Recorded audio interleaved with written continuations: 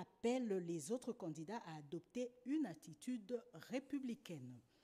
Après les pluies torrentielles qui se sont abattues sur la ville de Kananga et qui ont causé des pertes en vies humaines, le Premier ministre Jean-Michel Samalukonde Kyenge a reçu le gouverneur du Kasaï central pour une intervention urgente du gouvernement central. Encore une fois, mesdames et messieurs, bonjour et merci d'avoir choisi la RTNC pour vous informer. Le chef de l'État Félix-Antoine Tshisekedi a présidé hier, vendredi, la 120e et dernière réunion du Conseil des ministres pour l'année 2023. À l'ordre du jour, la communication du chef de l'État, l'état de la situation sécuritaire en République démocratique du Congo et l'économie nationale. Les détails dans ce reportage de Blandine Zovo.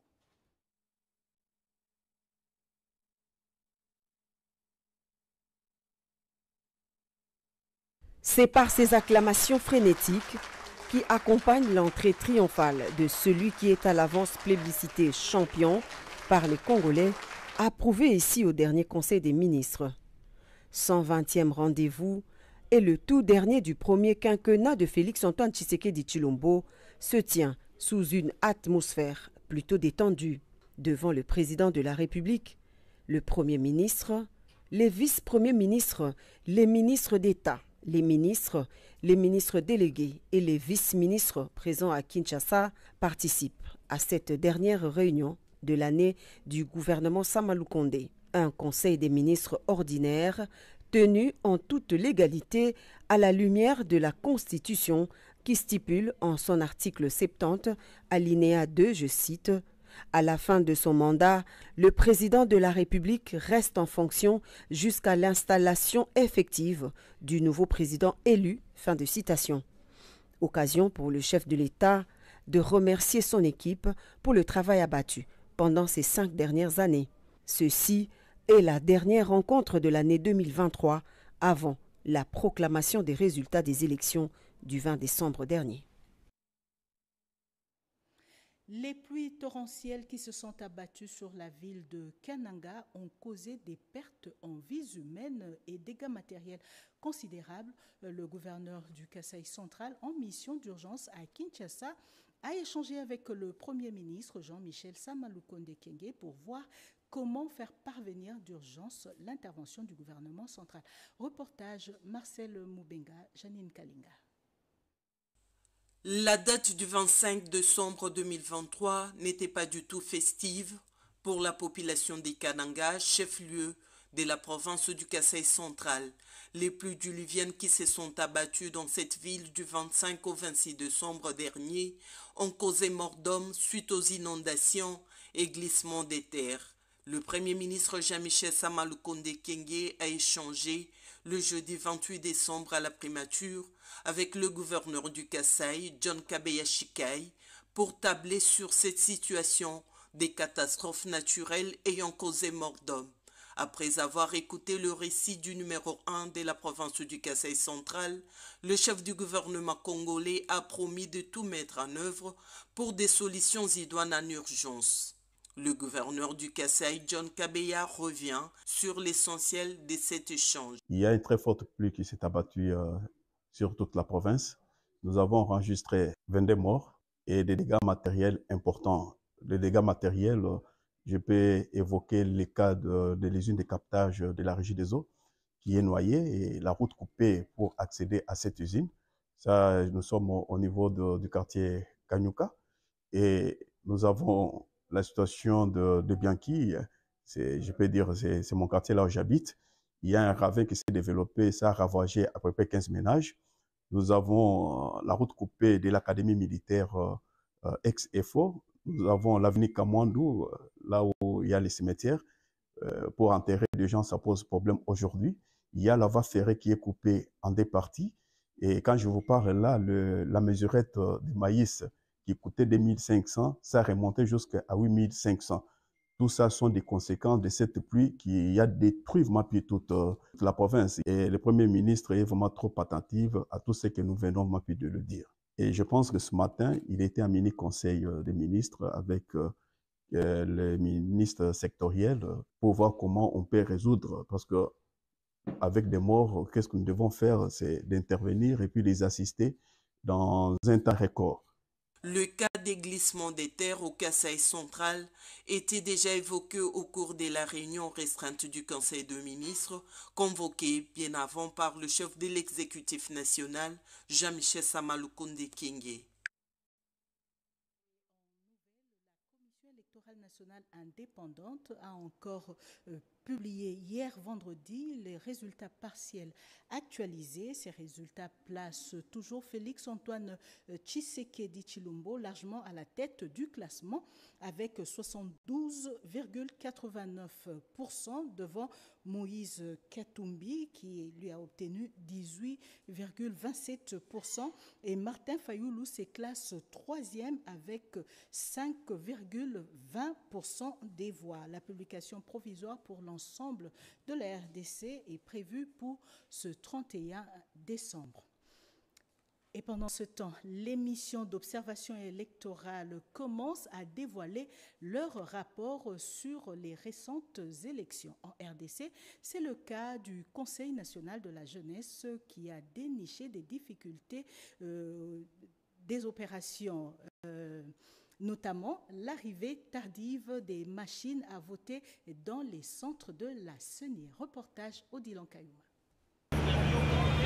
Dans son rapport préliminaire sur les élections du 20 décembre 2023, la mission d'observation électorale du Conseil national de la jeunesse fait mention de quelques irrégularités qui ne remettent pas en cause l'organisation du processus électoral, martèle la mission. Il y a eu un taux de participation très important des citoyens congolais qui ont exprimé une volonté sans précédent de pouvoir répondre à ses devoirs civiques. 97%. Dans de grandes villes, nous n'avons pas à ce jour observé des actes qui pourront justement entacher cet engouement ou cette volonté de la population congolaise par l'expression démocratique de s'élire de nouveaux dirigeants. Pour nous, les taux des incidents sont minimisables. Ces irrégularités ont été évaluées par nous à 0, quelque chose de pourcentage. Par cette même occasion, nous demandons à la CENI de pouvoir publier que la vérité des urnes. Au chapitre des actes inciviques enregistrés pendant les déroulements des scrutins, la mission d'observation électorale du Conseil national de la jeunesse a formulé quelques recommandations à l'endroit de la CENI pour que les auteurs des actes inciviques soient déférés devant la justice. Partant de nos recommandations à la CENI, au gouvernement de pouvoir sanctionner tous ces candidats qui ont commis des bavures, qui ont dérouté, qui ont pris en otage des machines de vote, qui ont délocalisé les bureaux de vote selon la cartographie de la CENI. Et ça, ce n'est pas pour la présidence, c'est pour les autres niveaux des élections, notamment les élections au niveau national, provincial et municipal. Toujours dans la série des recommandations, la mission a encouragé également la CENI à poursuivre la publication des résultats, afin de donner la possibilité aux électeurs de se faire une idée sur ces choix effectués en termes d'élus. Nous l'avons dit au sommaire de ce journal, Constant Mutamba, l'un des candidats à la présidentielle de 2023, a reconnu sa défaite après la publication des résultats partiels de la Commission électorale nationale indépendante. Ce leader de l'opposition républicaine appelle les autres candidats présidents à privilégier un climat de paix. C'était au cours d'un point de presse. Reportage. Avec plus de 10 millions de voix issues des résultats partiels, nous ne pourrons plus rattraper notre challenger, a reconnu Constant Mutamba, candidat à la présidentielle, qui d'ores et déjà s'incline sportivement devant les candidats en tête de la course au fauteuil présidentiel, Félix-Antoine Tshisekedi. Dans le souci et l'intérêt suprême de la nation, dans le souci de préserver la stabilité, de préserver la cohésion, de préserver la paix sociale dans notre pays, l'opposition républicaine que j'ai représentée à la présidentielle du 20 décembre dernier a décidé de s'incliner devant les résultats issus de la publication de la CENI. Nous avons déployé près de 60 000 témoins et observateurs à travers la République qui ont récolté quelques cas d'irrégularité, quelques cas de bourrage dur. Mais après analyse par notre QG, nous nous sommes aperçus que ces irrégularités ne sont pas de nature à influer ou mieux à impacter sur les résultats définitifs des votes à la présidentielle. Avec cette posture républicaine, Constant Moutamba, président de la dynamique révolutionnaire de l'opposition républicaine, lance ici un appel aux autres candidats à privilégier l'intérêt de la République, tout en remerciant la CENI pour avoir respecté les délais constitutionnels. Philomène Omatuku, femme politique, appelle elle aussi les acteurs politiques et la population au calme. Elle les invite à promouvoir la paix sur toute l'étendue du pays. Reportage. Les voix s'élèvent en RDC pendant cette période post-électorale pour un appel à la paix. Une étape cruciale pour la stabilité et le développement du pays. C'est le cas de Mme Philomène Omatuku, présidente émérite du Parlement, qui invite les Congolais à dire non au conflit tribal, non au discours haineux et non à la division. Je lance un appel vibrant au peuple congolais pour qu'il ne cède pas à la manipulation, pour que le peuple congolais soutienne toujours son pays. Respectons-nous, aimons notre pays. Le président Fachi, que les gens ne soient pas surpris. Souvent, un candidat qui a travaillé, qui a des réalisations, quand il se présente aux élections, il est, comme on dit, partant. Je clôture en demandant au peuple congolais de ne pas écouter les chants des sirènes, qui les appellent à refuser les verdicts des urnes. Aide-toi et le ciel t'aidera. Cet appel à la paix témoigne la volonté des Congolais à surmonter les défis qui se dressent devant eux et de construire une nation prospère, pacifique et unie. Et dans un message de paix lu devant la presse, la synergie de la société civile appelle à la conscience de la population et la classe politique, une conscience contre toute forme de violence. Cédric Kenina. La génération 4 félicite son Excellence, Monsieur le Président de la République démocratique du Congo, Félix Antoine Tshisekedi Tshilombo, et son gouvernement pour avoir pris toutes les dispositions nécessaires à l'organisation des élections du 20 décembre 2023 dans un climat de paix et de concorde nationale. La génération 4 félicite également la Commission électorale nationale indépendante, CENI en sigle, pour avoir relevé avec bravoure le défi de l'organisation des élections dans le délai constitutionnel et surtout d'avoir organisé pour la toute première fois dans l'histoire de notre pays l'élection des conseillers municipaux, et ce malgré quelques contraintes liées à la logistique et autres. La génération 4 encourage la CENI de poursuivre le processus électoral en cours et de ne pas se fier aux propos des prophètes de malheur qui ne prédisent que le carreau dans le but de satisfaire le puissant dans l'ombre, pour qui les intérêts sont mis à mal depuis la bonne gouvernance instaurée en République démocratique du Congo il y a de cela 5 ans. Enfin, la génération 4 appelle tous ces candidats députés nationaux, provinciaux ainsi que conseillers municipaux à demeurer sereins, optimistes et à œuvrer pour la paix dans l'unité. Le commandant de la force de la MONUSCO séjourne actuellement à Bunia. Sur place, il a échangé avec le gouverneur militaire et commandant des opérations, le lieutenant-général Johnny Luboya Kashama, des échanges qui ont tourné autour des opérations conjointes à mener dans les jours à venir pour la stabilité de l'Ituri. Au sortir de la réunion avec le commandant des opérations militaires et chef de l'exécutif provincial de l'Ituri, le chef de la force de la MONUSCO en RDC, Miranda Filo, a déclaré que sa mission en Ituri s'effectue d'abord dans le cadre d'évaluation du processus électoral et pour voir, durant cette année transitoire, dans quelle mesure la mission peut conjointement poursuivre avec les opérations en 2024. La réunion avec mes commandants sectaires sera organisée demain.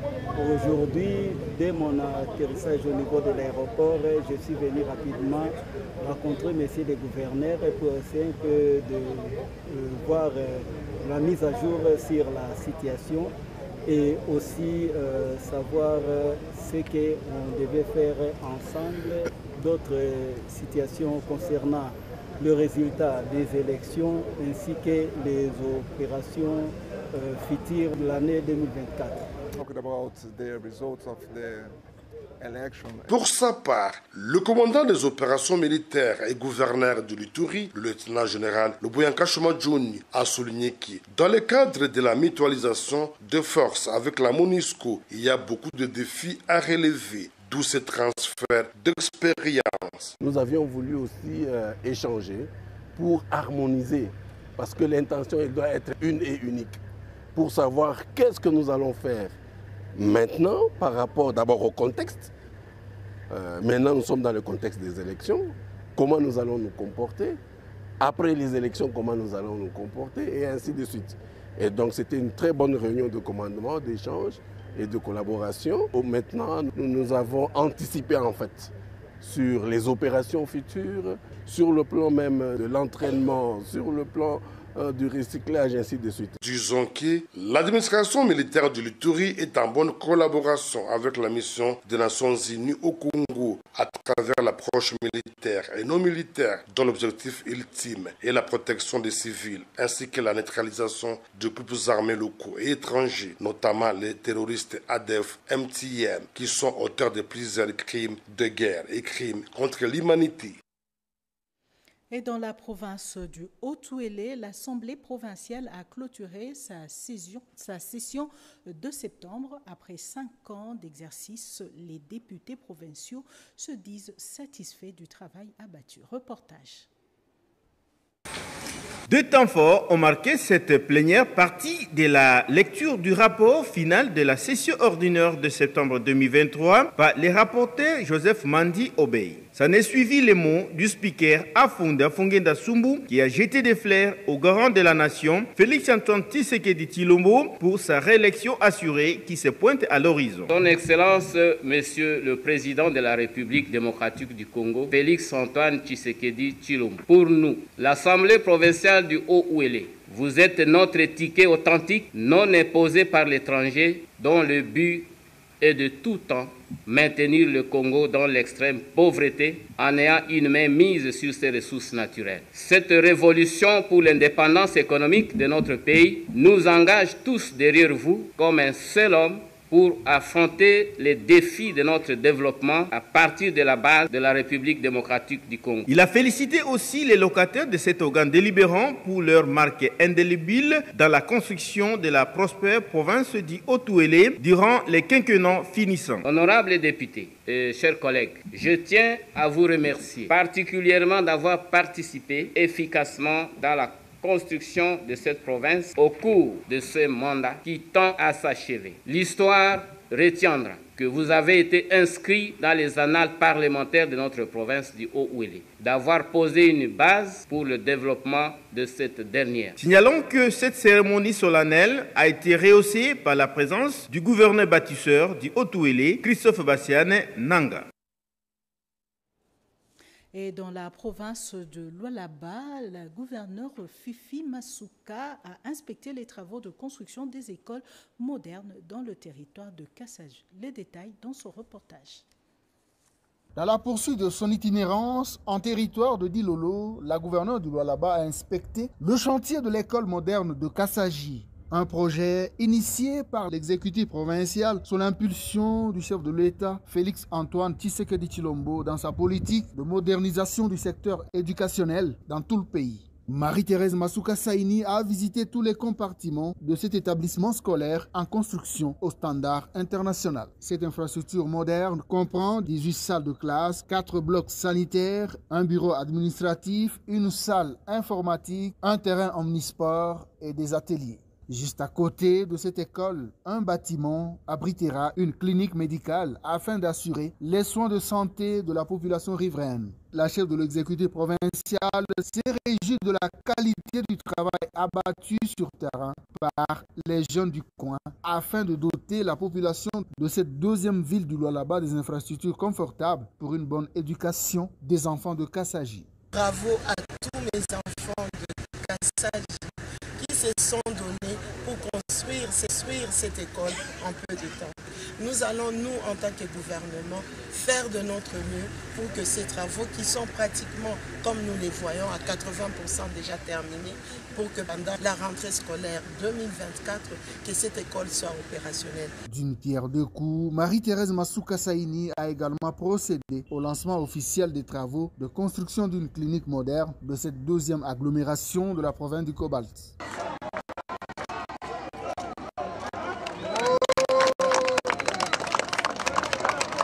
Les filles et fils de Kassaji ne seront plus obligés de parcourir de longues distances pour recevoir des soins de santé de qualité grâce à la volonté ferme du président Tshisekedi qui veut à tout prix améliorer les conditions de vie de sa population du Congo profond. À Chikapa, dans le Kasaï, les filles mères ont été formées sur l'auto-prise en charge. Des brevets ont été remis à la fin de cette formation. Reportage Pascal Chichot. L'ONG AIFID Kasaï a procédé le vendredi 15 décembre 2023 à la cérémonie de remise des brevets aux personnes vulnérables, spécialement aux filles mères désœuvrées. D'après la dame présidente de cette structure humanitaire basée à Chikapa, a indiqué que l'activité du 15 décembre était centrée sur l'encadrement des filles mères désœuvrées. Notons que cette cérémonie avait connu la présence des chefs de division des affaires sociales ainsi que le chef de division du genre famille et enfants, tous du Kasaï. Madame Bertine Biakabomba, présidente de l'ONG AIFID Kasaï, explique dans cet élément choisi. Nous demandons les gens de bonne volonté, même les bailleurs de fonds, qui peuvent se joindre à nous parce que la communauté est grande. On ne peut pas dire seulement que c'est les 10 ici que nous avons encadrés, parce que chez nous, la formation est continuelle. Quand la première partie est sortie, la deuxième va suivre la troisième. Mais s'il y a les gens de bonne volonté qui peuvent se joindre à nous, ils peuvent le faire pour qu'on puisse prendre les vulnérables en charge. Les conditions, il faut que la fille soit vulnérable. Ce n'est pas n'importe quelle fille mère que nous pouvons prendre. Nous prenons seulement le victime ou soit les vulnérables, ce sont les types de gens que nous encadrons. La salle Arena de Kinshasa sera fin prêt d'ici décembre 2024. Les travaux avancent. Le chargé de mission du chef de l'État, zone Grand Ouest, a effectué une visite sur le lieu de construction au stade des Martyrs. Constance Mananga.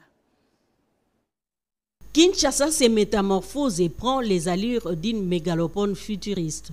Cette arena de 20 000 places, une première dans la capitale, en est une parfaite illustration. Située à proximité du stade des Martyrs, des travaux des loyaux en construction qui abritera des grandes salles ont atteint leur vitesse de croisière.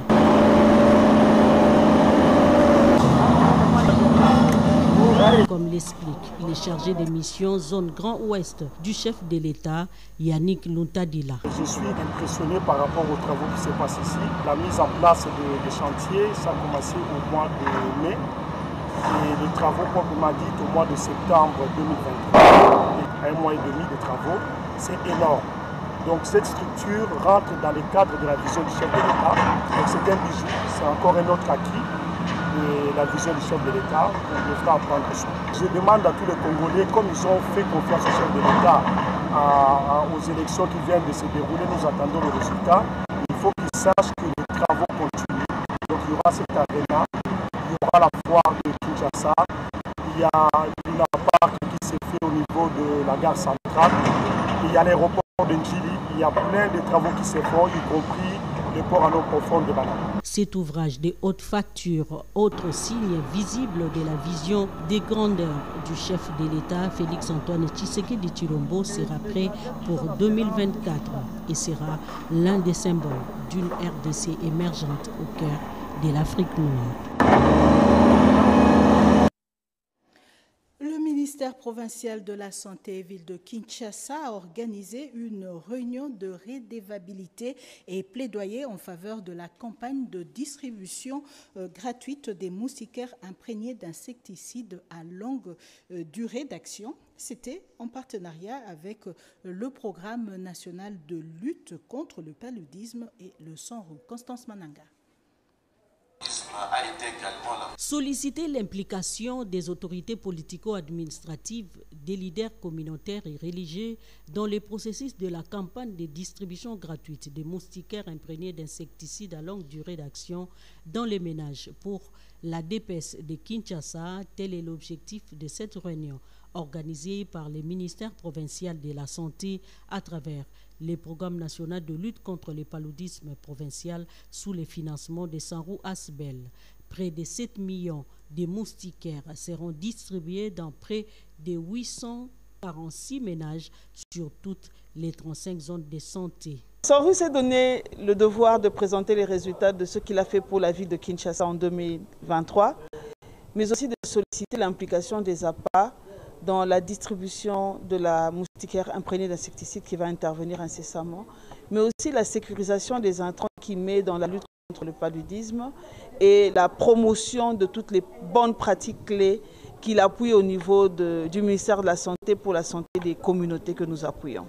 Un plaidoyer en faveur de cette campagne de distribution des 1000 dont le lancement est prévu au mois de janvier 2024. La campagne de la distribution des moustiquaires, c'est une campagne de la couverture de tous les ménages de la ville de Kinshasa contre la maladie qu'on appelle le paludisme ou malaria. Nous avons proposé la date du 12 janvier pour que cette campagne débute. Ce sera lancé par le gouverneur de la ville provinciale de Kinshasa. Une activité sanctionnée par un acte d'engagement des parties prenantes qui ont accepté de s'impliquer dans le processus de cette campagne en présence des représentants de la ministre provinciale de la Santé et celui de la ministre provinciale des Affaires sociales. Et puis ces messages de vœux avant de terminer ce journal. À l'occasion des festivités des fins d'année 2023, le conseil d'administration et la direction générale de la radio-télévision nationale congolaise, auquel se joint au personnel de la RTNC, présentent leurs vœux les meilleurs à son Excellence M. Félix-Antoine Tshisekedi Tshilombo, président de la République, aux animateurs de toutes les institutions de la République ainsi qu'à l'ensemble du peuple congolais.